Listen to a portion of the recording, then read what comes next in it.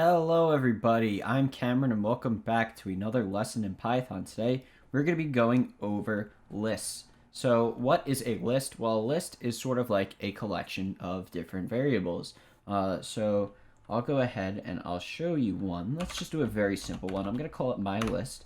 So we can initialize a list just like we would any other variable, but we're going to set it equal to something within square brackets. So we're going to put these square brackets here, and those are necessary for if we're going to have a list. And let's just do a list of numbers. I'm going to have 1, and we separate these by a comma, by the way. The space isn't necessary, but it makes it look a lot nicer. Let's just do 1, 2, and 3. So our list here, we have 3 numbers, 1, 2, and 3. Very, very simple.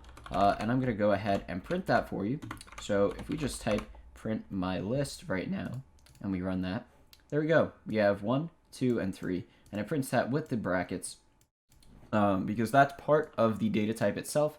Now, lists are actually very fundamentally similar to strings. So how strings work, it's kind of like the same thing like in a list. I'll show you right here how we could deal with strings. So let's say we want to add something to it. So now this is something that can be done with regular mathematical operations as well. But if we want to add something to an already existing variable, we could just do plus equals. We could also do my list equals my list. My list equals my list plus. But if we don't want to do that, just the shorthand is just going to be plus equals, just like that. So let's add a string to the end of it. So the results of this are going to be kind of interesting. So let's run this. All right. So it wants to take each element of the string, like each individual character in that string, and make that its own element in the list.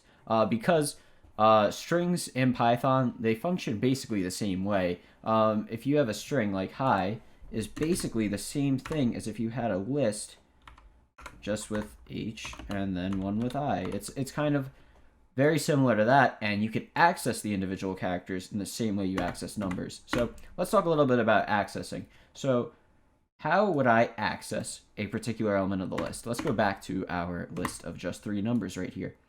Let's say I want to just print the 1, right? I don't care about the 2 or the 3 here. I just want to access this number. Well, we'd actually use brackets right here to access it. And you could think each place in here is represented by a number. Now, in programming, oftentimes, you don't actually start counting at 1. You start counting at 0. So this first element right here, the number 1, is actually at the 0th position.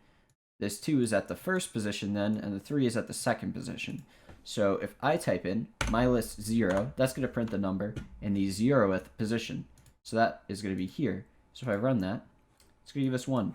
Now, it doesn't matter if it's numbers up here. We can put in strings like that. I can put in 1, and it's going to give me 1 back there. All right, so if that makes sense to you, now if I put 1 down here, the number 1, it's going to give me 2 because this is in position 0, that's in position 1, that's in position 2, and so on. That's how to access individual elements of a list. Likewise, let's say we have a string. So I'm going to do my string equals hello. Now I want to print my string, and I use that same sort of formatting, 0. What do you think that's going to give me? Well, as we see, that'll just give me h, because that is in the 0th position.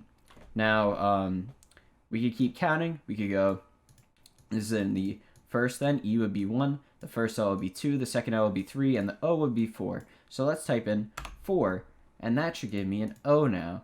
Now, we won't actually be able to do 5, because 5 is the total length of it. So if we do 5, it's going to give us an error. But something that's interesting that we could do is we could actually start counting from the back as well. So if I type in -1 like that, that's going to give me the O. So if you want to use negative numbers for the position, it's going to start at the end. The last one will be -1, -2 then for this L, -3 for that L, -4, and then -5 for the H. So -5 will actually give us a value, H. +5, though, we can't, because we have to start counting 0 when we go the positive way, and then there isn't a space for 5. So this will just give us that error again.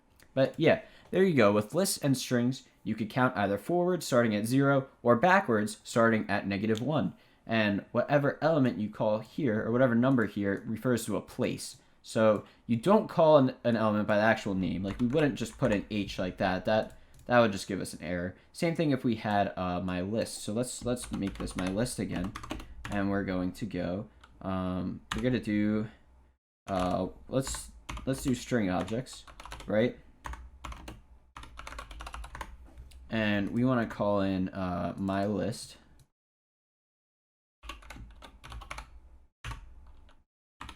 One, that's not going to work, right? See, that gives us an error. We have to call it by the element. So that could be a 0, and that'll give us this first one right there. Or since there's 3 elements in this list, we could do -3. And that will also give us 1.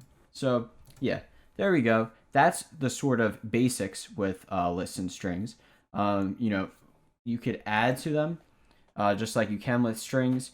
And lists can, in Python, lists could be of multiple different data types. So that's okay too.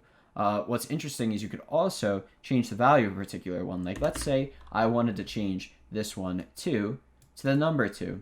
Then we could access this doing my list 1, right? Because we start counting with 0. And now this is the first position right there, 1. And we could set that equal to the number 2. So now if we want to print my list 1, which will be referring to this position again, there we get the number 2. So we are able to change the values of these sort of things by just referring to the position that it's in. Now lists and strings, both using this sort of notation with the brackets right there to refer to the place, is going to be very important in modifying both lists and in strings. So this is a very important concept, so I wanted to just make a quick video for you guys so you understand this pretty quickly. Let me know if you have any questions down in the comments as always, and I will see you in the next one.